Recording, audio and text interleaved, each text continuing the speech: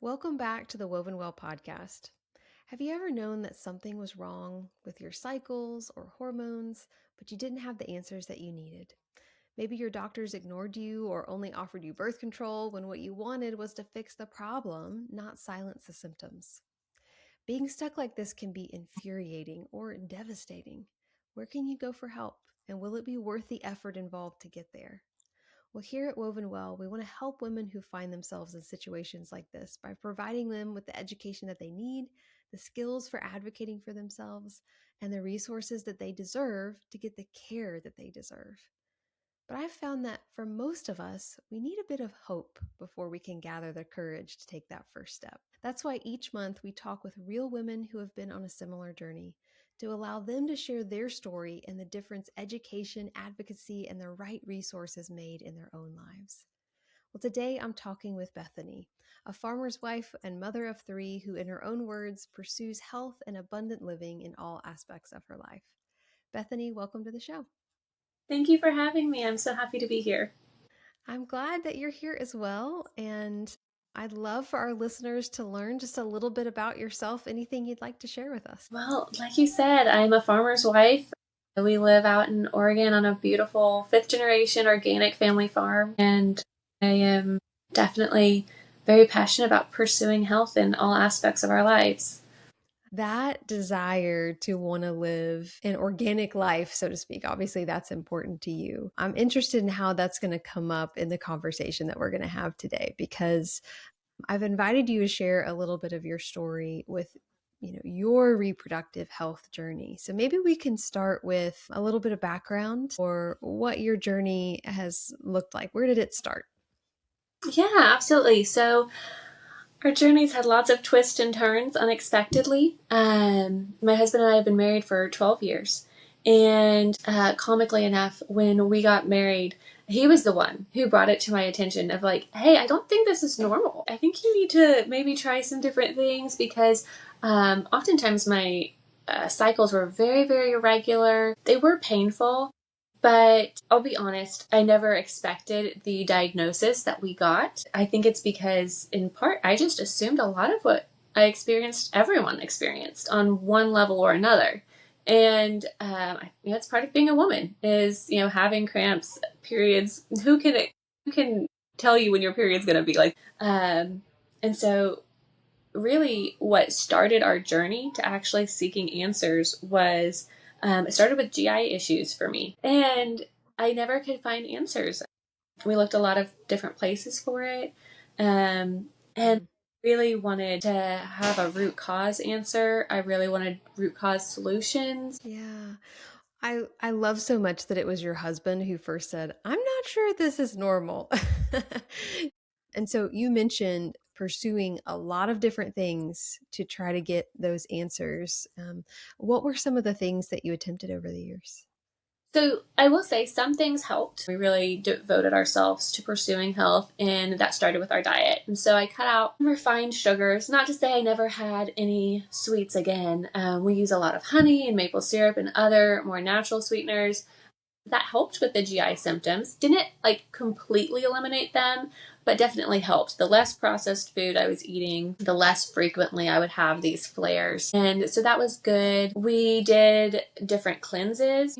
I'm not a very public person, but after we announced the loss of our second baby, we had one miscarriage, no, we were pregnant. We didn't tell anyone about the loss. And then we gotten pregnant again. We were further along when we announced, and we lost that baby as well. And then there's that awkward situation of now people know something's wrong. And so people started, of course, coming, some with genuinely trying to be helpful solutions. But they would come with, hey, maybe you should try this cleanse. Maybe you should reach out to this naturopath. Maybe you should do this or that. Try this supplement. So-and-so took this supplement and they were pregnant in 3 months. And all of those type that I have heard repeatedly over the years. And I've tried a lot of them. But through that process of trying so many different things, I will say I've kind of learned how to address the natural side, which I'm an organic farmer. I am a health enthusiast. I love that. I think the natural world has so much to offer. However, I will also say there's a lot of people that don't understand what they're dealing with. And so they like try to throw out, just here, take this supplement. And it can be very defeating and frustrating as the person who is actually going through it. Lavender is just really not going to fix this.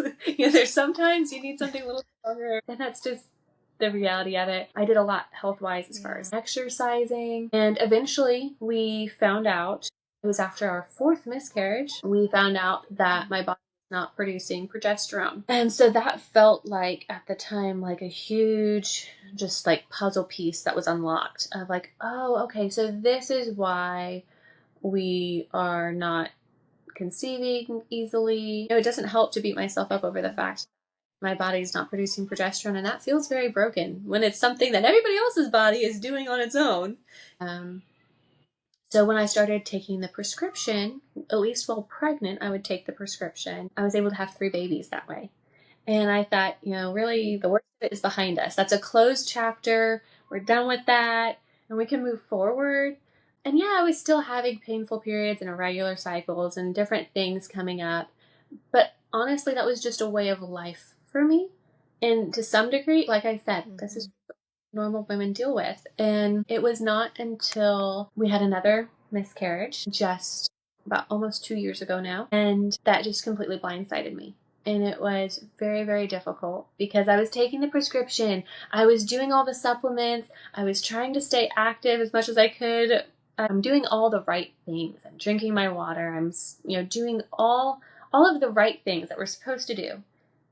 And when I started to miscarry, I thought, okay, now we're going to focus on healing. Now I'm going to spend the next, before I get pregnant again, I'm going to find the answer. Why can't my body produce progesterone? And why am I in this situation? Why did this even happen? And I hired a really lovely team of nutritionists and fertility doctors, naturally minded fertility doctors, to kind of help us walk us through it. And unfortunately, over the progression of the year that we were working with them, my symptoms got worse and worse and worse. And I finally was just so frustrated. He's like, yeah, you're right. This isn't normal.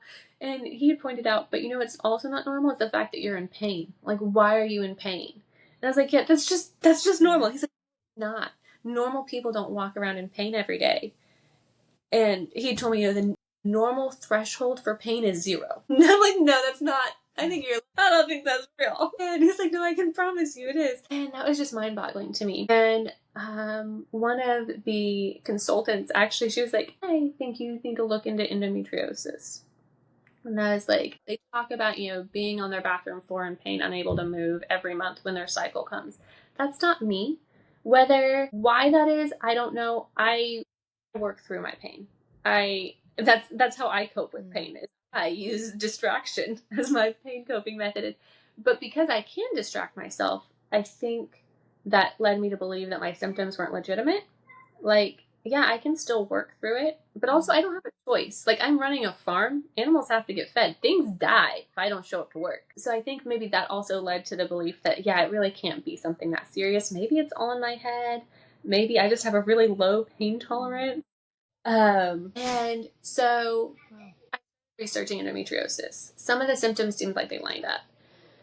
And I will be honest, there was a struggle of emotions between the time that I started learning about endometriosis and the time that we had our surgery. The doubts, the questions. It's a little bit annoying as a client to say that, like, the only way to know for sure if you have this thing is to do a surgery. When you're talking to somebody who's very naturally minded and you tell them surgery is the only option to get diagnosed, well, that just feels really invasive. And so that was one hurdle to get over of like, okay, if surgery is the only way to get diagnosed, okay, what are my real options? And then when I get diagnosed, do I have to do another surgery to try to hopefully get relief? And so there was a lot that I think really God worked in my heart during that time, of a lot of fear and doubt. And so I had to really work through a lot of that.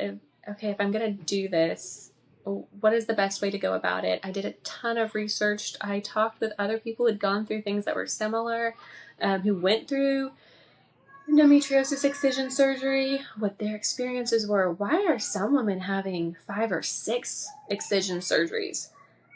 and others saying that they had a done surgery. Like, what is the difference between those? And yeah, I definitely want to be the one and done person. Like, how can I do that? And then there's also the mental aspect of, okay, what if they do the laparoscopy and they don't find anything? Then I'm left here with still no answers. And so that was also another A common concern. it's a real concern because surgery isn't cheap. The recovery is, a whole process. Even if you didn't find anything, you still got to recover from the same surgery. And so there's just so many different levels of things that were playing into it. But one big aspect is we live in a medical wasteland where I live. Unfortunately, there's not a lot of options. There's not a lot of great care. And so we had to travel to find someone that I felt like was suitable. And that was even an option. We interviewed a few different doctors. I reached out to several clinics. And another aspect that just adds to the layer of complexity is everybody's booked out months. Like, not even just months, but like some were, October. We're booking into October already, the end of October, before we can even get you in for a consult. And I'm like, okay, well, that's also defeating because I want to be done with this like as quickly as possible. I want to move on to my next chapter of life. I don't want to keep reliving the same story. I appreciate you sharing this because these are just so real, all of your concerns and your questions. I just think about how many other ladies feel these same things leading up to even the idea of surgery and all the research that's involved. It can feel really heavy. Obviously, you did that research, you spent the time, and then you were ready for surgery. You wanted it to happen. I know that you wanted the one and done surgery. Dr. Patrick Yeung talks a lot about the one and done surgery and his approach to that. And we had an episode last week that he talked about how he can offer that type of surgery for endometriosis. So I'm sure our listeners are curious, what did they discover during that surgery? What happened? What was the end result there? Yeah, so that was really amazing. Their clinic, I sent him an email in December and just kind of asked for a Christmas miracle. And I said, if there's any way, we're going to be traveling to visit family in your area. And if there's any way you can fit us in December or January, please let me know. Put me on your cancellation list. And I got a call back about 2 days later saying, hey, we have something. And so I was like, oh my goodness, okay, we're actually doing this. And that was kind of my thing. I was like, Wow.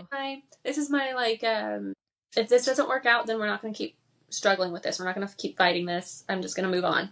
And so it was very like, oh, okay, so we're moving forward with this direction. Okay, so buckle up. So we went into Dr. Young's office. His whole staff was incredible. They were just incredibly kind, incredibly professional and informed, and just above and beyond care. I was just blown away. And then really one thing that just leading into the surgery that day, we had a consult in the morning with him and then our surgery later in the morning. And in his office, he has a scripture that says, Jeremiah 29:11, for I know the plans that I have for you, says the Lord, plans to prosper you and not to harm you, and to give you a hope and a future. And in that moment, it just gave me so much peace going into the surgery. Okay, I'm not in this alone. It's all going to work out. And I just had so much peace and confidence in that. I was just so thankful. We did our surgery. We ended up using the surgery clinic. There's usually a couple of options. I noticed a lot of surgeons offer a clinic or a hospital, and the clinic is cheaper. So we went with that, and their care was, again, phenomenal. Everyone there was amazing. I woke up from the surgery, and one of the nurses asked, hey, do you want to see your husband? And I said, yes, please. And as soon as he walked in, I asked him, I was like, hey, did they find anything? And he said, yes. And they got it all. And I did not expect to get emotional, but I did. Started to cry a little bit. It wasn't feeling like, oh, great, now I have endometriosis. Now I have this incurable disease, as they call it. It was honestly just tears of relief and like validation. One, I did not waste my money on this surgery. And two, it was all real. It wasn't just in my head. In fact, Dr. Young said, actually, it was worse than I thought. Like, given how you described your symptoms, I didn't expect it to be quite this bad. It was between stage 2 and 3. There was a lot of webbing. It was starting to pull my organs different directions. And so that kind of throws it into the stage 3 category a bit. But he was able to remove it all very safely. And one of the big aspects of why we chose Dr. Yeung is we talked to him about, like, I would like to preserve my fertility as much as possible. I have had friends who went in and had the excision surgery and they walk out without their tubes. And it's like, okay, that's not an option for me. I don't want that. Even if there is endometriosis on my tubes, I'd rather keep them. And that was my choice that I wanted to make. And he respected that and he honored that. And he very much had a similar goal. And I mean, he has done thousands and thousands of surgeries, and that also just gave me the confidence in the skill of the surgeon. We had interviewed other surgeons that were very dedicated and wonderful people, but this was only their like 200 to 300th surgery. And I was like, I don't know that I feel comfortable. I need to feel like you really know what you're doing, because it is such a complex surgery and it's such a complex disease. And I, in some ways, felt like this is my one chance and I'm not going to end up on the hospital again, even if you don't get everything. I'm not putting myself under this again. And so this is kind of just like my rules that I had for myself. And so just to hear that it wasn't all in your head, this was real and it was actually causing damage. Like, this was a severe thing that we needed to address, and we were able to address it. We were able to get it all. We didn't have to leave it. That was just one of most relieving things to hear. Genuinely, as odd as it sounds, for the first time in my life after that surgery, I stopped hating my body. And I use that a little bit loosely. I can't say I hated my body because I don't think that's healthy. I know that's not honoring to the Lord. I am a believer, and that definitely impacts my fertility journey a lot. And so I can't say that I hated myself, but I definitely resented my body in some ways. I felt like it was broken, like it was letting me down, like it was letting my husband down. Of we'd always dreamed of having this big, beautiful family, and here I was losing baby after baby, and just the heartbreak of that, the frustration of it, and to go through this and hear that no, your body was doing an amazing job keeping you alive. Your body was fighting something visible. You didn't know that it was going on, but it was very legitimate. And that was very just validating to hear. And genuinely, I'm almost, not quite, I'm almost a 1 month post-op. The recovery has been beautifully smooth. I've been very thankful for it. I have been able to go through it with very minimal pain in comparison to what I've dealt with in years past. And that's a blessing in itself.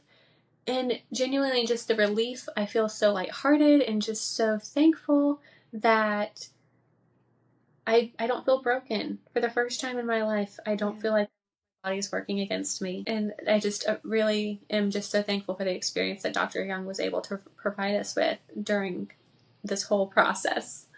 Well, that is such an encouraging story, and I really appreciate you sharing all of it, both the physical and also the emotional, the mental and spiritual, because it is, our whole selves that we bring to a journey like this. And I'm so glad that the surgery with Dr. Young's office went well and you're recovering well and you're having this really beautiful experience on the other side of it. I know our listeners appreciate it as well. So thank you so much for being on the show today. Thank you for having me. I really appreciate you giving me this opportunity. Listeners, we have lots of resources related to endometriosis, so be sure to look at our show notes for those links. As always, thanks for listening as we continue to explore together what it means to be woven well.